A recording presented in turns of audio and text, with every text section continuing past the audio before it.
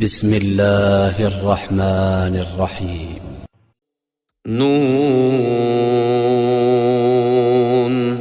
والقلم وما يسطرون ما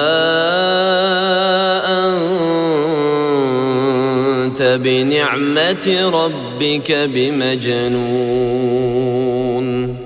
وإن لك لأجرا غير ممنون وإنك لعلى خلق عظيم فستبصر ويبصرون بأيكم المفتون إن ربك هو أعلم بمن ضل عن سبيله وهو أعلم بالمهتدين فلا تطع المكذبين ودوا لو تدهن فيدهنون ولا تطع كل حلاف مهين هماز مشاء بنميم مناع للخير معتد أثيم عتل بعد ذلك زنيم أن كان ذا مال وبنين إذا تتلى عليه آياتنا قال أساطير الأولين سنسمه على الخرطوم إنا بلوناهم كما بلونا أصحاب الجنة إذ أقسموا ليصرمنها مصبحين ولا يستثنون فطاف عليها طائف من ربك وهم نائمون فأصبحت كالصريم فتنادوا مصبحين أن اغدوا على حرثكم إن كنتم صارمين فانطلقوا وهم يتخافتون ألا يدخلنها اليوم عليكم مسكين وغدوا على حرد قادرين فلما رأوها قالوا إنا لضالون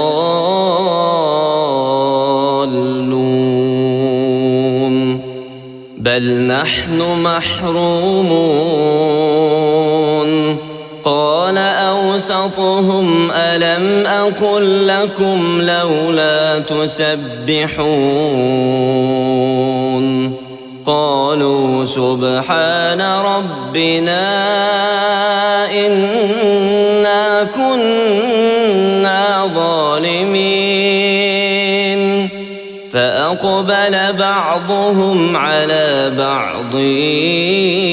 يتلاومون قالوا يا ويلنا إنا كنا طاغين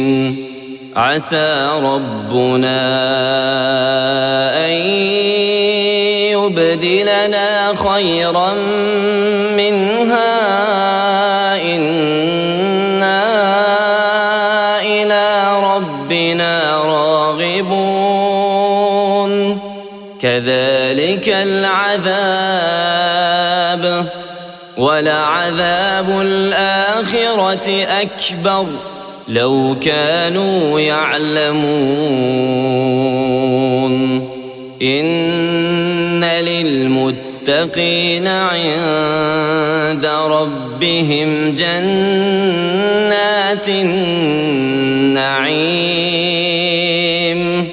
أفنجعل المسلمين كالمجرمين ما لكم كيف تحكمون أم لكم كتاب فيه تدرسون إن لكم فيه لما تخيرون أم لكم أيمان علينا بالغة إلى يوم القيامة إن لكم لما تحكمون سلهم أيهم بذلك زعيم أم لهم شركاء فليأتوا بشركائهم إن كانوا صادقين يوم يكشف عن ساق ويدعون إلى السجود فلا يستطيعون خاشعة أبصارهم ترهقهم ذلة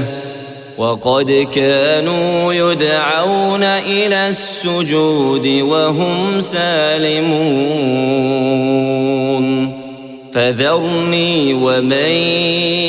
يكذب بهذا الحديث